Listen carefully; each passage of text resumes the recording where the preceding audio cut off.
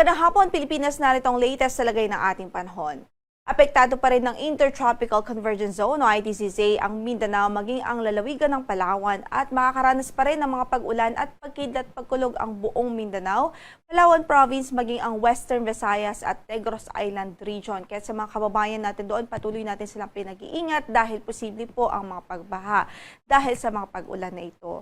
Samantala, yung easterlies, dominante pa rin nakakaapekto sa natitirang bahagi ng bansa at kasalukuyan, itong easterlies po ay nagdudulot ng mga pag-ulan dito sa Eastern at Central Visayas. Kaya huwag din ho kalimutan magdala ng payong at mag-ingat yung ating mga kababayan doon sa halos buong Kabisayaan dahil apektado nga po ito ng easterlies at yung western side naman ay apektado po ng Intertropical Convergence Zone. Samantala, sa natitirang bahagi ng Luzon ay may mga isolated na mga pag-ulan lang o mga pulupulong mga pag-ulan at pagkidlat pagkulog sa hapon at gabi. But generally in the morning hanggang noontime ay mataas ang tsansa po na bahagyang maulap hanggang sa maulap lamang ang papawirin. Kasalukuyan ay wala po tayong low pressure area na minomonitor sa loob ng ating area of responsibility. Gayunpaman, patuloy po tayong mag-antabay sa magiging updates ng Pag-asa. Samantala, para sa pagtaya ng ating panahon for tomorrow, mataas po yung tsansa maging maulan at maulap pa rin ang kalangitan at may mga thunderstorms sa pagkidlat pagkulog dito po sa Occidental Mindoro maging sa Palawan Province. Dulot pa rin ho yan ng Intertropical Convergence Zone at yung nagbabalik po natin na Southwest Monsoon o habagat. Inaasahan natin that by tomorrow, mataas po yung tsansa na yung habagat natin ay muling iiral po dito sa western side ng Luzon. At para sa natitirang bahagi ng Luzon, sa Metro Manila at natitirang bahagi pa ng Luzon, asahan natin bahagyang maulap hanggang sa maulap ang papawirin at may tsansa lamang ng mga thunderstorms in the afternoon or evening.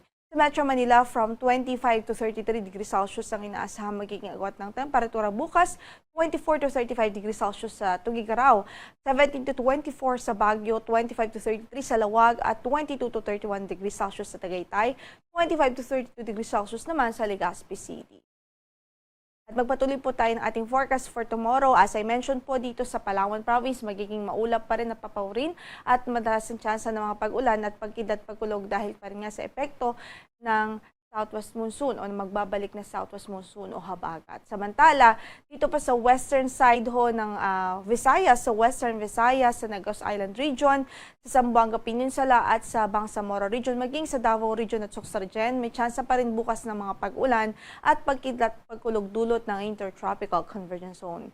Sa natitirang bahagi ng Visayas at natitirang bahagi ng Mindanao, inaasahan natin ang improved weather by tomorrow at easterlies pa rin ho ang iiral doon. So medyo may kainitan pa rin po ang panahon, lalong-lalo na kung wala po itong dalang gaanong pag-ulan.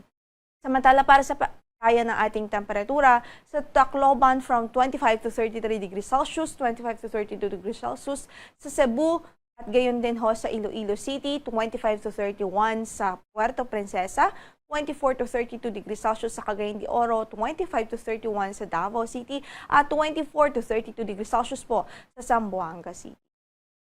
Para naman sa ating extended weather outlook dito sa bansa, sa ilang key cities po dito sa bansa at dito nga sa Metro Manila, from Sunday until Monday, may tsansa po ng mga pag-ulan o maulap na papawirin at mga downpour, pag-ulan at pagkidlat pagkulog dahil sa habagat. At 25 to 33 degrees Celsius naman ang inaasahan magiging agwat ng ating temperatura. Samantala sa Baguio City, from 17 to 23 degrees Celsius. At sa Baguio po, from Sunday to Monday, mataas din ang tsansa maging maulan dahil din sa habagat o epekto ng habagat. Samantala sa Legazpi City, generally fair weather ang inaasahang panahon, liman sa mga localized thunderstorms in the afternoon or evening. Dumako naman po tayo sa Kabisayaan.